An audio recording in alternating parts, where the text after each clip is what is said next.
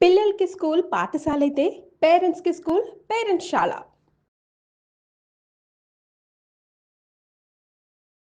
నమస్తే రమ్మగారు. నమస్తే జయ. ఏదైనా మంచి కథ చెప్తారా? ఒకళ్ళు భలే జాలిగుండె వాళ్ళని చూస్తుంటాం మనం.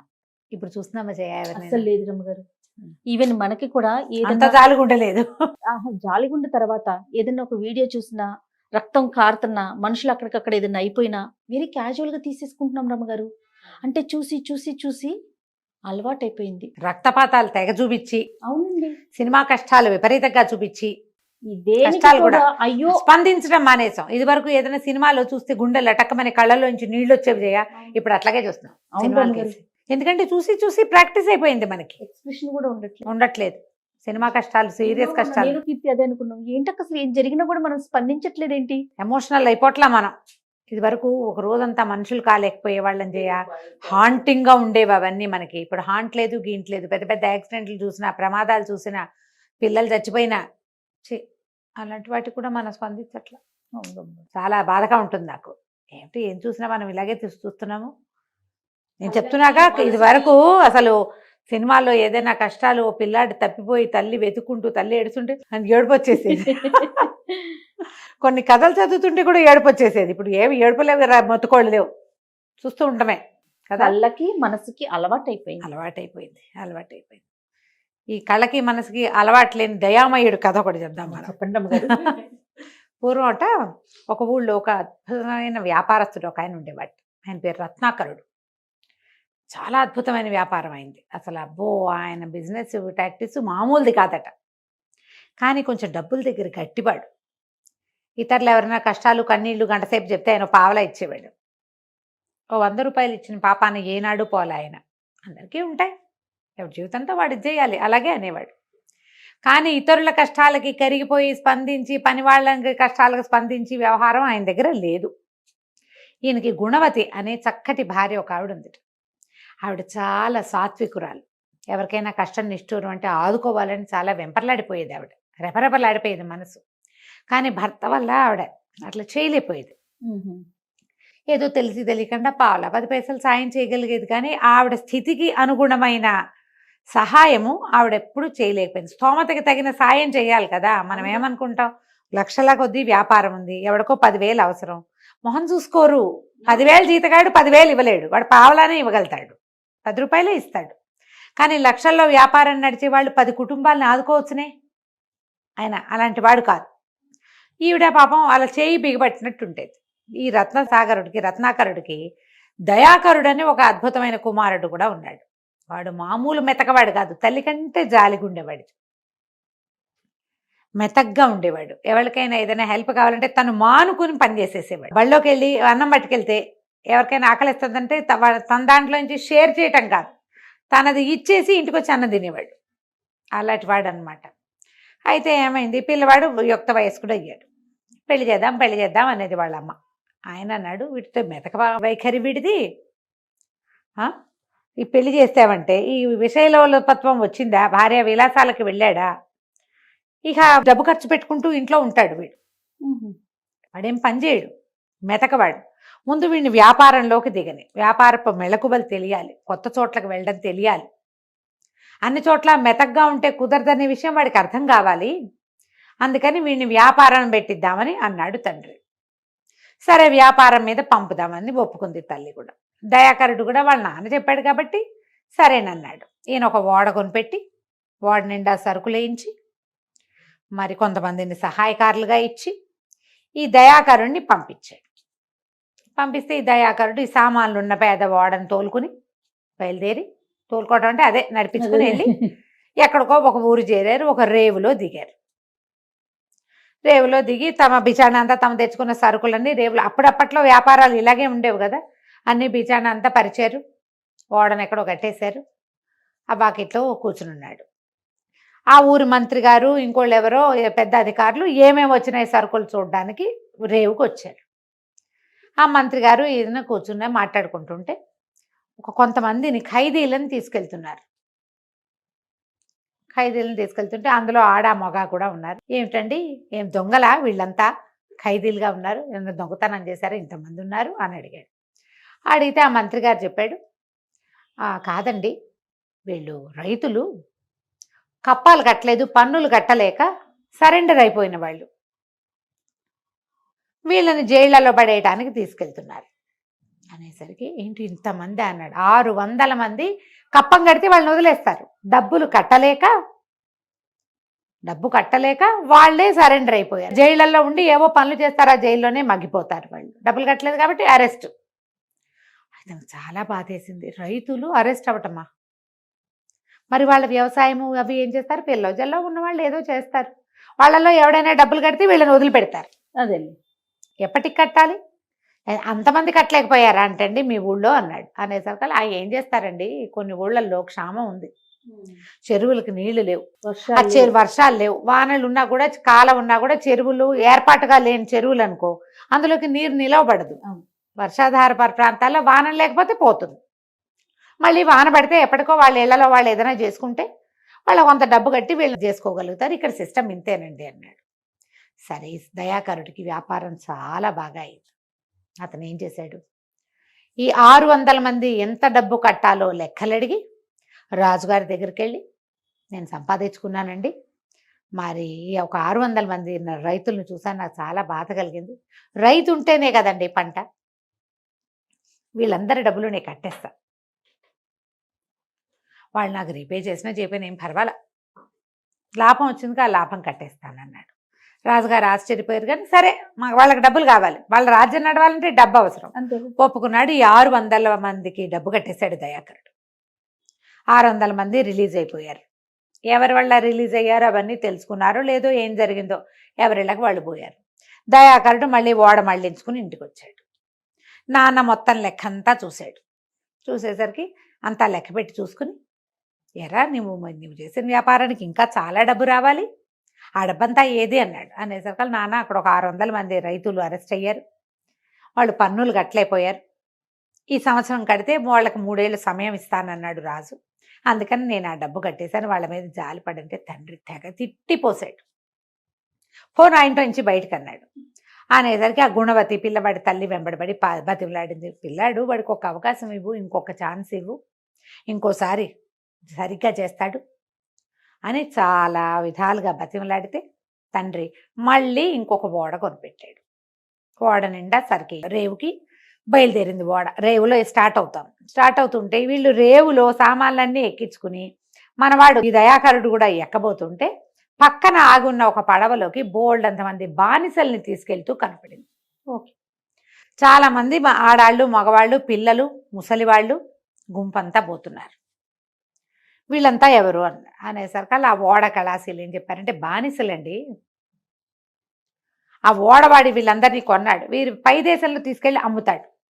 ఈ బానిసల్ని అమ్మటం కొనటం మనం చాలా కథల్లో విన్నాం. ఆశ్చర్యపోయాడు, ఇంతమందా, వీళ్ళని ఎట్లా పట్టుకొచ్చారు, వీళ్ళు ఎక్కడ వాళ్ళు అంటే, ఎక్కడో దోపిడీ దొంగలు ఎక్కడో దొంగతనాలు చేసి మనుషుల్ని అమ్మేస్తారు బానిసలుగా, ఇలా వచ్చారు. చాలా బాధేసింది. అందులో కొంతమంది చూస్తే ఇంత అంతా పిల్లలు, ముసలి ముతక బానిసలుగా అమ్మబడ్డ వాళ్ళు ఏమవుతారు? యంగ్స్టర్స్ అయితే ఒక రకం పనులలోకి, ముసలి వాళ్ళైతే ఇంకో రకం, పిల్లలు. చాలా బాధపడి ఏమన్నాడు, వీళ్ళందరినీ నేను కొంటాను అంటే, ఇతను ఓడలో ఉన్న సరుకు బానిసలది సేమ్ ఖరీదు, మొత్తం సరుకు అంతా ఇచ్చేసాడు. ఆ బానిసలందరినీ తీసుకుని వాళ్ళందరివి ఎవరి అడ్రస్సులు వాళ్ళవి కనుక్కుని, మేము ఇళ్ళకి వెళ్ళిపోండి, మీరు విముక్తులైపోయారని పంపించేశాడు. అందరూ ఆశ్చర్యపోయారు. అతను అలాంటి మంచివాడు అనమాట. ఈ పంపించేసే క్రమంలో 2 బానిసలు మిగిలిపోయారు. మా ఇల్లు ఎక్కడో మాకు తెలియదు అన్నారు. ఒక ఆడపిల్ల చక్కటిది, ఒక ముసలమ్మ.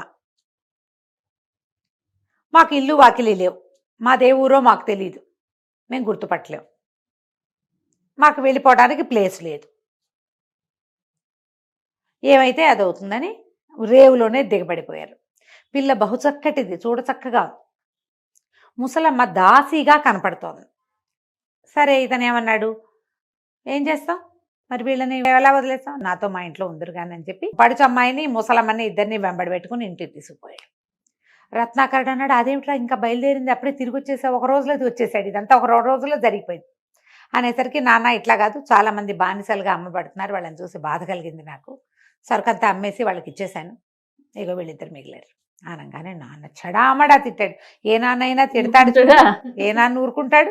ఆయనకి ఏమనిపించింది, ఈ పిల్ల మహాసౌందర్యవతి, దీని అందపు వ్యామోహంలో పడి వీడి పని చేశాడు. ఓహో. పిల్ల అందంగా ఉంది, ఒక అందమైన పిల్లని ఒక ముసలమ్మని వెంబడి పెట్టుకొచ్చాడు. పిల్ల కూర్చుంటోంది, ముసలిది పని చేస్తోంది. అట్లా అనిపించింది ఆయనకి. ఎవరో బానిస పిల్ల అందాన్ని దిగి అదంతా వాడెవడికో ఇచ్చి ఈ పిల్లని తీసుకొచ్చావు నువ్వు, వీడెంత చెప్పినా ఆయన వినలా. పో నా ఇంట్లో నుంచి బయటికి పో అన్నాడు. ఇప్పుడు గుణవతి కూడా మాట్లాడడానికి ఏం అవకాశం లేదు.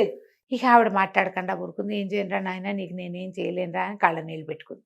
ఇతను ఏం చేస్తాడు, ఇంట్లో నుంచి బయటకు వచ్చాడు. వీడు వెనకాల పిల్ల ముసలమ్మ వచ్చేసాడు. వచ్చేస్తే ఇతనికి స్నేహితులు బోళ్ళంతమంది ఉన్నారు. ఈ దయాకరుడికి ఎంతమందికో ఎన్ని రకాల హెల్ప్లో చేశాడు. వాళ్ళలో ఒక 5-6 ఉన్నారు. ఒక చిన్న బంచ్గా ఏర్పడి వాళ్ళు ఓ ఇల్లు తీసిచ్చి, ఈ ఇంట్లో ఉండండి, నీకు చిన్న వ్యాపారం పెట్టిస్తాను, చిన్న బిజినెస్ పెట్టించారు. అందరూ కలిసి, అదే కోఆపరేటివ్ బిజినెస్ లాంటిది. ఇతను ఎక్కడికి వెళ్ళల. ఇంట్లో ఉన్న అమ్మాయి కామ్గా నిశ్శబ్దంగా దాని దారినది ఉండేది. ముసలమ్మ వంట చేసి పెట్టేది. ఆ ఇంట్లో ఉంటూ బిజినెస్ చేసుకుంటే మెల్లిగా బిజినెస్ ఎక్కువచ్చింది. తండ్రి ఇంకా కుర్రాన్ని ఇంటికి పిలవల. ఈ అబ్బాయి ఏదో చిన్న పన్న వారా వీర అందరికీ సహాయాలు చేసేవాడు, కానీ బిజినెస్ అంతా స్నేహితుల చేతిలో ఉంది. ఇతనికి జీతంగా వస్తుంది, కానీ బాగుపడ్డాడు, పర్వాలా, ఒక మాదిరి జీవితంలో నడుస్తుంది. ఇంతకీ అసలు సంగతి ఏమిటి, ఈ అమ్మాయిని ఎన్నిసార్లు అడిగినా మాదే ఊరు అనేది అమ్మాయి చెప్పాల. వెళ్ళడానికి ఇల్లు లేదని చెప్పింది. విజయపురి అనే నగరానికి రాజకుమార్తె అమ్మాయి. విహారానికి వెళ్ళారు, ఒక దేవాలయం చూడడానికి, క్షేత్ర దర్శనానికి వెళ్తే ఆ క్షేత్ర దర్శనంలో దోపిడీ దొంగలకి దొరికిపోయారు. దొరికిపోతే సైనికుల్ని వాళ్ళు కొంతమందిని చంపేశారు దోపిడీ దొంగలు, కొంతమందిని అమ్మేశారు. ఈ పిల్లని ముసలమ్మని పట్టుకుని, అందగత్తగా ఉన్న పిల్ల, అందుకని దాన్ని ఎక్కువ ఖరీదుకి అమ్మారు వాళ్ళు. ఈ అమ్మాయి ఇప్పుడు నేను విజయపురి రాజుగారి కూతుర్ని అంటే బానిసగా అమ్మబడిందంటే చిన్నతనం కాదు, తండ్రికి చెడ్డ పేరని ఎలాగూ చచ్చిపోయిన వాళ్ళలో జమ. మనం నోరు గట్టిగా మూసుకుని ఊరుకుంది అమ్మాయి. ఎప్పుడైతే రాజకుమార్తె మాట్లాడలేదో పాప తాలూకు అరణపు దాసి అయిన ముసలమ్మ కూడా నోరెత్తల. వీళ్ళిద్దరూ ఉండిపోయారు. అయితే ఏమైంది, ఈ రాజుగారి ఒక వనవిహారానికి, అదే మన క్షేత్ర దర్శనానికి వెళ్ళినప్పుడు, ఈ కూతురు వాళ్ళు సైనికులతో కలిసి వెళ్ళినప్పుడు వాళ్లతో పాటు ప్రయాణం చేసిన ఒక చిన్న గుంపు సమూహము రాజుని కలిసింది. మళ్ళీ ఎప్పుడో కలిసేసరికల్లా ఇది జరిగిపోయిన సంవత్సరం అయిపోయింది. వాళ్ళు వచ్చి ఏం చెప్పారంటే, రాజకుమార్తె క్షేమంగా ఉందా అని అడిగారు. రాజు ఆశ్చర్యపోయాడు. అదేంటి అక్కడ జరిగిన దాంట్లో మా అమ్మాయి మాకు దక్కలేదంటే, కాదండి, 100% మేము చూసాం. వాళ్ళు ఒక 15-20 మంది సైనికుల్ని చంపేశారు. దాసులు, కత్తులు తీసిన దాసులను కూడా చంపేశారు. కానీ రాజకుమార్తెని కానీ ఆమె అరణపు ముసలమ్మ దాసిని కానీ వాళ్ళు ఏం చేయలే. వాళ్ళిద్దరిని గుర్రాలు ఎక్కించుకున్నారు, మేము చూసాం. కానీ దోపిడీ దొంగల పద్ధతి ఏంటి, బానిసలుగా అమ్మేస్తారు. అట్లాంటిది ఏదైనా జరిగిందేమో, ఎక్కడైనా రాజకుమార్తె చిక్కడిపోయిందేమో కనుక్కోండి అని వాళ్ళు వచ్చి ఇన్ఫర్మేషన్ ఇచ్చారు. ఇంకా ఈయన ఎక్కడ ఇది జరిగింది, దొమ్మి ఎక్కడ జరిగింది, దోపిడీ దొంగలు ఎక్కడ రాజకుమార్తెని అటాక్ చేశారు, అక్కడి నుంచి మొదలుపెట్టి పల్లెలు పట్టణాలు వెతుక్కుంటూ ఈ దోపిడీ దొంగలు అమ్మిన పిల్లల్ని, ఆడపిల్లల్ని ఎక్కడికి చేరేస్తారో ఆ రేవుకి చేరారు సైనికులు, కుడచారులు. చేరితే వాళ్ళలో ఒకళ్ళు ఏం చెప్పారు, అక్కడ ఓడ కళాశీలు అక్కడ ఉంటారు కదా హార్బర్లో, వాళ్ళు ఏమన్నారంటే, ఈ మధ్యకాలంలో బానిసలు వెళ్ళలేదండి, 6-10 నెలల క్రితం, కనీసం 6-8-10 నెలల క్రితం రత్నాకరుడు అనే ఒక వ్యాపారస్తుడి కుమారుడు వ్యాపార నిమిత్తం వెళ్ళబోతూ తన యావత్ ధనాన్ని వినియోగించి ఇక్కడున్న బానిసలందరినీ కొని వాళ్ళనికి స్వతంత్రులను చేశాడు, మీరు అది కనుక్కోండి అన్నారు.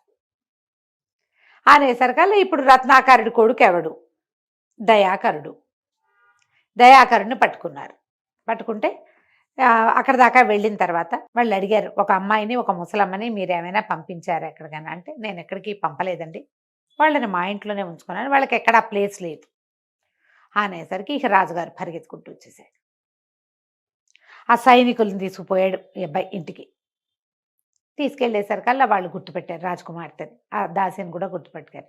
ఆ అమ్మాయి మాత్రం నిరాకరించింది, వీళ్ళెవరైనా వదిలేసి పొమ్మని. ఎందుకంటే ఆ అమ్మాయి ఏమనుకుంది, రక్షించాడు, వీడితోటి అజ్ఞాతంగా ఇలా బతికితే సరిపోతుంది, అక్కడికి వెళ్తే కొన్నాళ్ళని వాళ్ళెవరో ఎత్తుకుపోయారన్నమాట, వీడెవరి దగ్గర ఉందన్నమాట, 2 మాటలు తీసుకోవాలి. మా నాన్న ఎట్లాగూ నాకు పెళ్లి చేయవలసింది, నన్ను ఇంకో చోట పంపాలి, ఆ చోట ఏదో ఇదే అనుకుని ఇక్కడే ఉంటాను నేను, ఈ మాట మోసుకుంటూ తిరగాలి చూడు. అదే కదా. అందుకని దాసి నోరు నొక్కేసింది, రాజకుమార్తె నోరెత్తల. రాజుగారే హుటాహుటిని వచ్చేసాడు. వచ్చేసి నువ్వు ఫలానా రోజు రక్షించిన అమ్మాయి మా అమ్మాయి అని చెప్పాడు. చెప్పేసరికి దయాకరుడు అన్నాడు, అయ్యో నాకు తెలియదండి, తను చెప్పలేదు, మా అమ్మాయినా చెప్పుంటే నాకు తెలిసేది, నాలా పేద ఇంట్లో ఇలా ఉండిపోయింది, మాకు ఇంటి దగ్గర డబ్బులునే, మా నాన్న నన్ను బయటికి తరిమేశాడు, నేనేదో చిన్న వ్యాపారం చేసుకుంటూ ఈ చిన్న అద్దెంట్లో ఉంటున్నాను, ఇంత నికృష్టమైన సాధారణ జీవితం గడపాల్సిన అవసరం ఏముంది, పెద్ద స్థాయిలో ఉండవలసిన మనిషి, నాకు తెలియదండి, మీ అమ్మాయిని మీరు తీసుకెళ్ళండి అన్నాడు. ఆ అమ్మాయి నేను రానని చెప్పేసి రాజుగారు చెప్పాడు. ఏమన్నాడంటే, అయ్యా నీకు అర్థం కాలేదు కాబోలు, తన ప్రాణాలు రక్షించావని మా అమ్మాయి నీతో ప్రేమలో పడింది, నువ్వు పెళ్లి చేసుకున్నా చేసుకోపోయినా నీతో కలిసి ఇంట్లో ఉండడానికే మా అమ్మాయికి ఇష్టం, ఏదో పని చేసుకుంటూ ఉందామనుకుంటోంది, రాజకుమార్తెనిచ్చి వివాహం చేస్తాను, చేసుకోను ఆయన అంటే మంచిదే, పెళ్లి కోసమే కదా ఇంత వ్యాపారాలు. అక్కడి నుంచి రాజుగారు ఈ అబ్బాయిని, ఆ ముసలమ్మని, రాజకుమార్తెని, ముగ్గురిని రాజ్యానికి తీసుకుపోయాడు.